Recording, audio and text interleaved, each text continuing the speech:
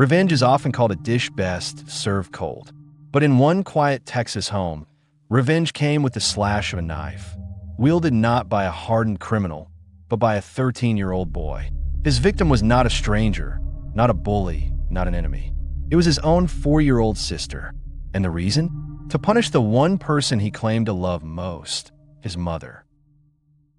This is the disturbing story of Paris Lee Bennett, a child prodigy whose brilliance masked a darkness so deep that it shocked the world. Before we begin, please like this video, share it with others who follow true crime documentaries, and subscribe to Dark Side Secrets. What follows is a portrait of how instability, betrayal, and a growing, cold calculation can transform a gifted child into a killer. Paris Lee Bennett was born in 1993 in Abilene, Texas.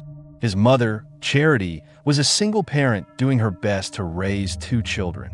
Paris, the bright and charismatic eldest, and Ella, the youngest, a sweet 4-year-old with golden curls and a radiant smile. On the surface, Paris was extraordinary. His IQ tested in the gifted range, and teachers praised him as a natural leader. He loved literature, memorized entire passages from Shakespeare, and wrote his own stories and poetry. He played the role of the perfect son, charming adults with his intelligence and maturity. Neighbors and friends described him as polite, articulate, and seemingly destined for success. But what no one could see was the resentment simmering underneath. Charity's life before and during Paris's childhood was marked by real struggle. She battled addiction in her younger years, and though for a time she seemed to have pulled her life together, the family would later be rocked by relapses. When Paris was about 9 and Ella roughly 2, Charity's sobriety fractured, a relapse that pulled the family into an unstable orbit. For a child who had been told to be responsible and who had been praised for his maturity, watching a parent spiral back into drug use felt like a profound betrayal. Paris later described the experience as being repeatedly abandoned, small moments of neglect piling into a larger, searing sense of betrayal. The family moved between homes in search of stability, a period on a distant farm outside Seymour, Texas, followed by attempts at a fresh start back in Abilene. Those moves were not peaceful new beginnings. They were signs of a life unsettled. For Paris, the moves echoed the emotional shifts in the household. The sudden absences, the times when his mother was elsewhere, or when she simply wasn't emotionally present.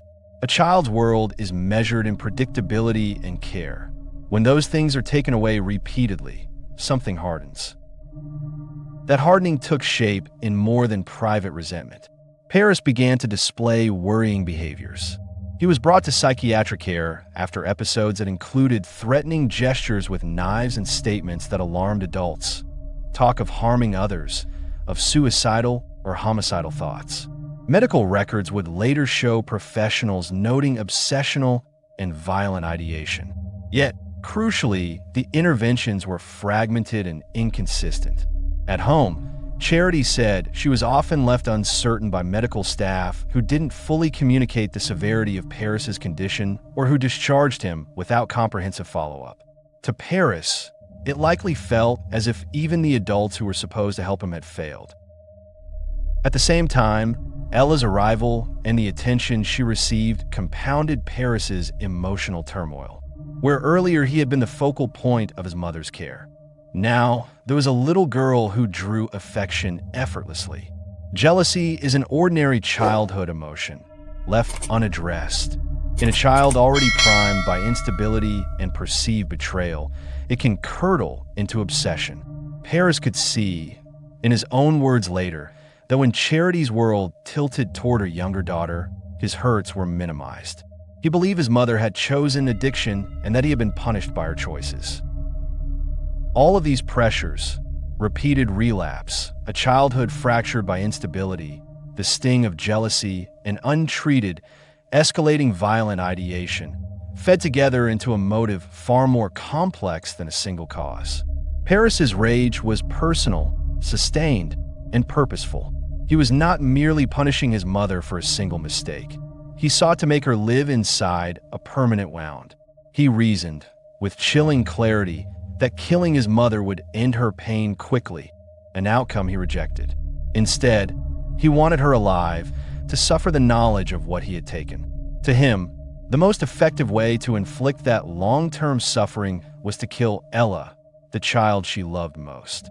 It was a calculation designed not for speed, but for maximum, lingering torment. On the night of February 5, 2007, Charity worked a late shift.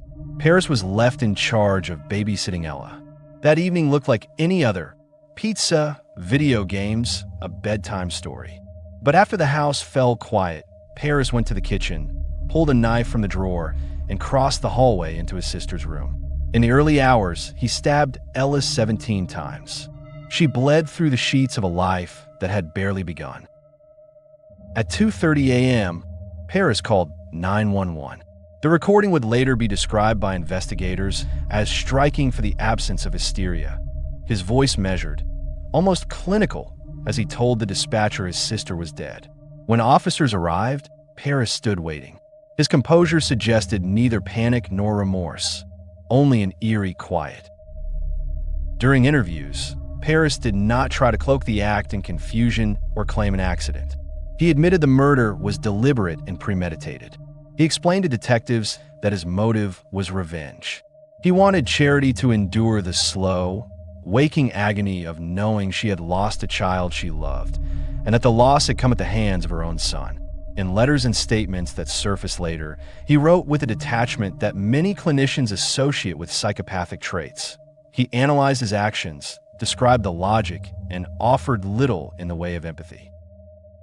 In court, Paris appeared calm and articulate, the same qualities that had once made him a model student now reframed as evidence of his dangerous calculation.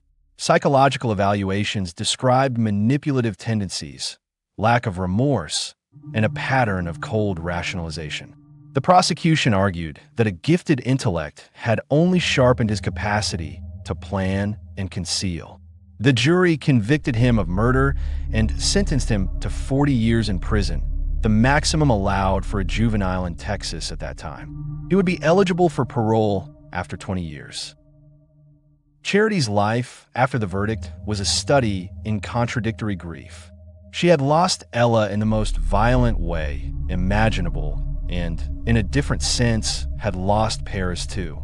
She continued to visit him in prison, describing in interviews the tension between a mother's love and the horror of what her son had done.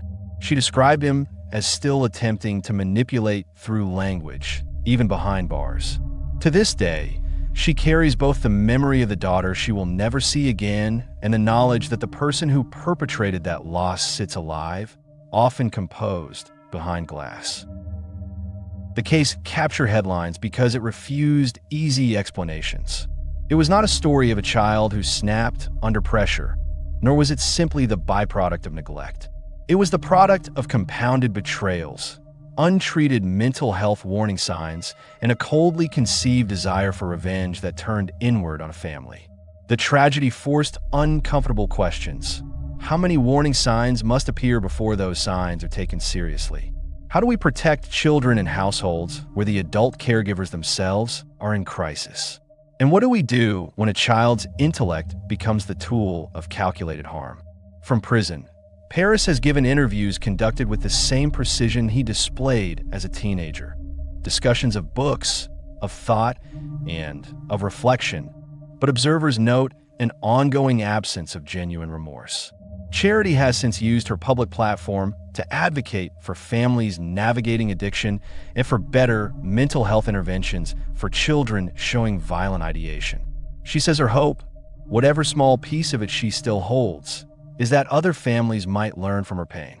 Paris Bennett may spend most of his life behind bars, but the story of Ella's death and the family's destruction lingers as a chilling reminder that danger can live inside a home. A boy who could have used his gifts to create chose instead to weaponize them against his own family. If this case unsettled you, share, and subscribe to Dark Side Secrets.